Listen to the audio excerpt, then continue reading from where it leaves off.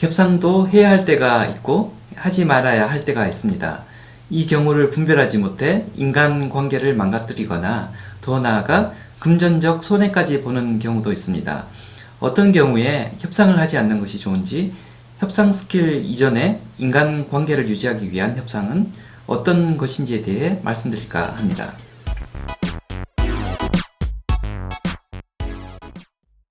안녕하세요. 커넥팅닷TV의 장프로입니다.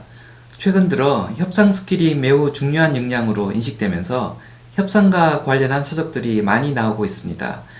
대학교에선 협상 관련한 교과목이 생기기도 하고 협상 스킬만 전문적으로 가르치는 교육기관들도 많이 생겨나고 있는 것으로 알고 있습니다. 협상 스킬을 이용해 자신의 이해관계를 관철시키거나 이익을 극대화시키는 것은 당연한 권리이자 능력이기도 한데요. 경우에 따라선 이러한 스킬들이 상황에 맞지 않게 과도하게 적용되면서 장기적으로 내게 큰 손실을 일으키는 경우들을 주변에서 종종 보게 됩니다. 제가 이해 당사자가 된 경우도 있고 아닌 경우도 있는데요. 이해 당사자 여부를 떠나서 그런 형태로 협상에 임하는 사람들을 보면 개인적으로 참으로 안타깝다는 생각들을 하게 됩니다. 왜 사소한 일에 목숨 걸다 소탐대실할까 하는 생각들을 하게 되는 거죠. 제 개인적인 경험을 이야기하면 특정인이 연상될 수 있어서 약간 돌려서 말씀을 드리도록 하겠습니다. 제가 어느 경치 좋은 시골집에 사는 집주인이라고 가정을 해보겠습니다. 어느 날 그곳을 지나가던 어떤 부자가 그 집이 너무 마음에 들어 그 집을 사고 싶다는 의사를 전달해 왔습니다. 집주인은 그 집을 안 팔아도 그만이지만 그 부자가 너무 이 집을 갖고 싶어 해서 팔면 아주 큰 돈을 받을 수 있을 것 같았습니다. 그래서 이 집주인은 주변의 도움을 받아서 최고의 협상 스킬을 발휘해 받을 수 있는 최대치의 돈을 받아내고자 노력했습니다. 그 사람이 왜 이 집을 마음에 들어 했는지, 다른 숨겨진 이해관계는 없는지, 예상되는 맥시멈 호가는 어느 정도인지를 파악한 후 그 가격의 자그마치 10배를 먼저 불렀습니다.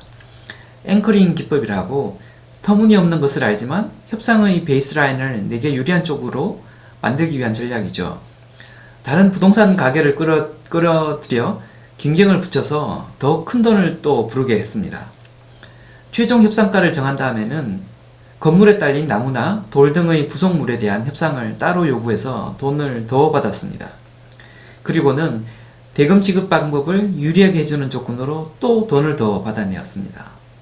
그리고 마지막에는 농사를 지어야 해서 1년은 더 이 집에 살아야 된다는 터무니없는 주장을 한 후 집을 일찍 빼는 조건으로 1,000만 원을 더 받아내었습니다. 한마디로 완전히 뽕을 뽑은 거죠. 그런데 이런 협상이 가능했던 이유가 있습니다. 안 팔아도 그만이고 그보다 더 중요한 것은 그 부자와 나는 이번 계약을 끝으로 다시 볼 일이 없기 때문입니다. 받은 돈으로 도시에 나가 살면 다시 안 봐도 되기 때문입니다. 그런데 만약에 그 부자가 내 작은 아버지였다면 어땠을까요? 죽기 전에 선산이 있는 동네에 살고 싶어 하시는 작은 아버지를 대상으로 이런 협상이 진행되었다면 주변에서 어떻게 바라볼까요? 혈족의 피를 빨아 자기 배를 불리는 호로자식이 되었을 수 있겠죠. 제가 방금 든 이 사례는 인간관계를 구분하기가 명확해서 이해하기가 쉬웠습니다. 그런데 사회생활을 하다 보면 이런 관계가 쉽게 분별되지 않는 경우가 많습니다. 특히나 이해관계에 집중하다 보면 인간관계의 중요성이 간과되기도 하고 경우에 따라선 인간관계의 정도를 떠나 금전적으로도 손해를 보는 협상을 시도하는 경우를 종종 보게 됩니다. 예를 들어 연봉 협상의 대상자가 우리 팀의 팀장인데 학교 선배라고 가정해 보겠습니다. 경력이 하나도 없을 때 주변 사람을 설득해 이 회사에 날 뽑아준 사람입니다. 지금까지 서로 밀어주고 당겨주면서 인간적인 신뢰가 쌓였다고 생각되는 관계입니다. 이런 경우엔 협상의 강도를 조절하는 것이 협상 스킬보다 훨씬 더 중요합니다. 인간관계에 손상이 가지 않는 한계선, 톨러런스라고 할 수 있겠는데요. 그 선을 지키는 것이 매우 중요하고 어렵습니다. 인간적 신뢰가 있는 관계에선 서로 간에 마음의 빚이 있습니다. 힘들 때 챙겨주어서 고마운, 그래서 언젠가는 보답하고픈 마음의 빚이 서로 간에 있을 수밖에 없는데요. 협상의 강도가 그 톨러런스를 넘게 되면 협상 조건 때문에 마음의 빚이 없어지게 됩니다. 네가 원한 만큼 돈으로 해줬잖아. 이렇게 되는 거죠. 협상 강도가 그보다 조금 더 올라가면 인간관계가 이해관계로 바뀌게 됩니다. 그래. 너도 나를 통해 이익을 극대화하는구나. 알았어. 나도 필요하면 나의 이익을 극대화시킨 무언가를 너에게 요구하게 되더라도 미안해하지 않을 거야. 이렇게 됩니다. 협상 강도가 만약 이보다 더 높아지게 되면 철저한 이익 관계로 완전 전환됩니다. 네가 나가면 내가 피를 보니까 너를 일단 붙들어 둔다만 쓰임새가 다 되면 나도 어떻게 할지 몰라. 이렇게 되는 거죠. 이렇게 되면 사실상 그 팀장을 통해 언젠가 받게 될 수 있는 무형의 베네핏을 이제 더 이상 기대할 수 없게 됩니다. 그런 의미에서 인간관계가 지속되는 관계에서 협상은 현실화되지 않은 미래 이익을 지금 미리 디스카운트를 해서 당겨서 쓰는 행위가 되어버립니다.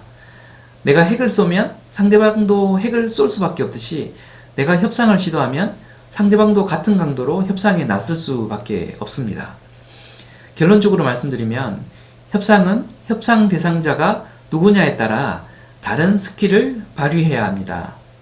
일회성으로 끝나는 관계와 지속되는 관계에서는 전혀 다른 어프로치를 해야 장기적인 관점에서 나의 이익이 극대화됩니다. 더 나아가 인간적인 관계에서의 협상이라면 협상의 강도를 조절하는 것이 가장 중요한 협상 스킬이 될 수 있음을 아셨으면 합니다. 지금까지 커넥팅다TV의 장프로였고요. 구독이나 댓글, 좋아요는 영상 만드는 데 큰 힘이 되니 나가시기 전에 꼭 하나 해주시고 가시길 부탁드립니다. 감사합니다.